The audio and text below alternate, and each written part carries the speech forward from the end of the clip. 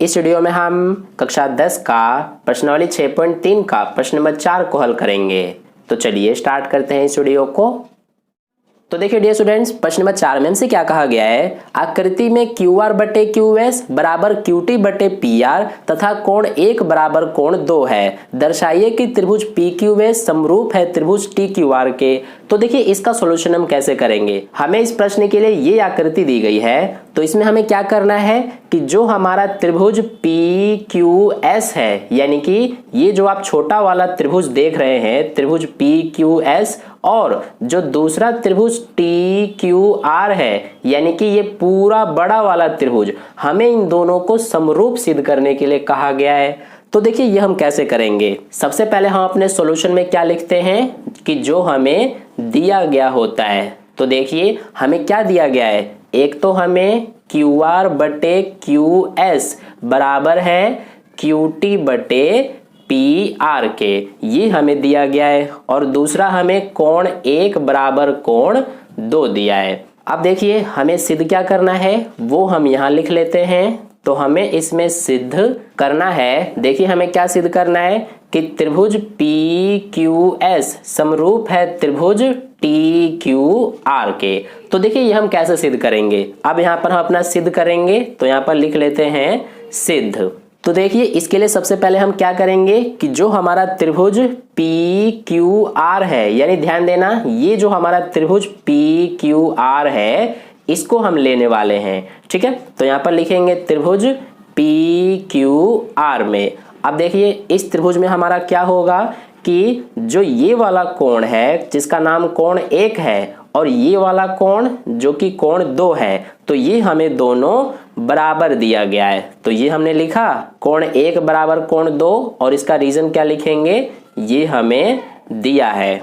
तो अब यहाँ पर ध्यान दीजिए, अगर हमारा कोण 1 और कोण 2 बराबर है तो हम क्या कह सकते हैं कि कोण 1 के सामने वाली जो भुजा है, ये देखिए कौन सी भुजा है, PR, तो ये, और कोण 2 के सामने वाली जो भुजा है ये देखिए PQ, तो ये दोनों हमारे बराबर होंगे, यानी कि ये और ये दोनों भुजाएं बराबर होंगी। क्यों होंगी यहाँ पर मैं आपको बताऊंगा। सबसे पहले लिख लेते हैं कि जो हमारा PR है ये किसके बराबर होगा, PQ के। अब इसका रीजन सुनिए क्यों, क्योंकि देखिए ये दोनों कोण बराबर हैं, और जैसा कि हमें पता है कि किसी भी त्रिभुज में दो कोण अगर बराबर हैं तो उनके सम्मुख जो भुजाएं होती हैं वो भी बराबर होती हैं। तो इसीलिए इसका रीजन लिखेंगे बराबर कोणों की सम्मुख भुजाएं।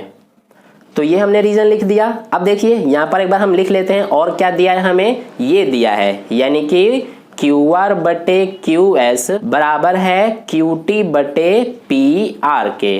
तो अब देखिए यहां से हम क्या करेंगे, इसको तो एज इट इज लिखेंगे QR बटे QS बराबर QT बटे में। अब देखिए ये जो PR है, PR की जगह पर हम ये PQ लिखेंगे, क्योंकि यहाँ पर PR और PQ दोनों क्या है, बराबर हैं। तो इसीलिए हम इस PR की जगह पर ये PQ लिख सकते हैं, ठीक है। और इसका रीजन हम यहाँ पर क्या लिखेंगे, इसको हम समीकरण 1 मान लेते हैं। तो यहाँ पर रीजन लिख देते हैं समीकरण 1 से।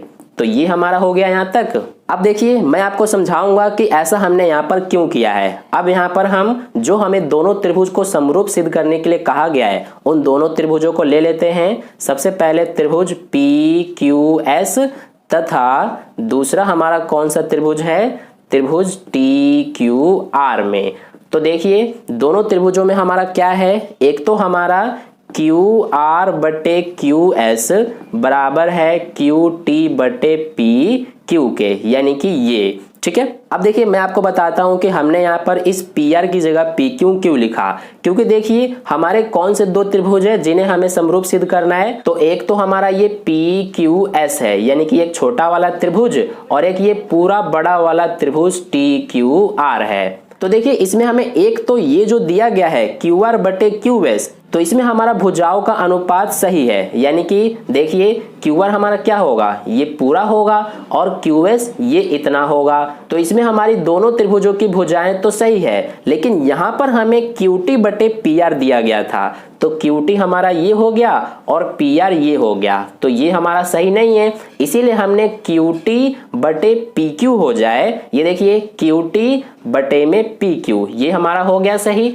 तो इसीलिए हमने यहाँ पर इस PR की जगह पर PQ लिखा है। तो आई होप आपको अब समझ में आ गया। अब देखिए ये हमारा दोनों ही त्रिभुजों में दो भुजाओं का अनुपात बराबर हो गया है। अब इसके अलावा तीसरी चीज देखिए, ये जो कोण 1 है ये हमारा इन दोनों ही त्रिभुजों में आ रहा है, इस छोटे वाले त्रिभुज PQS में और इस बड़े वाले त्रिभुज TQR में, यानी कि ये जो कोण है ये हमारा उभयनिष्ठ होगा। तो लिख लेते हैं कोण 1 बराबर कोण 1, रीजन लिख देंगे ये हमारा उभयनिष्ठ है। तो हमारा इस तरह से यहां तक हो गया। अब देखिए यहां पर अब हमारे दोनों त्रिभुज समरूप सिद्ध हो गए, क्योंकि देखिए यहां पर ये दो भुजाएं हो गई और ये कोण हो गया।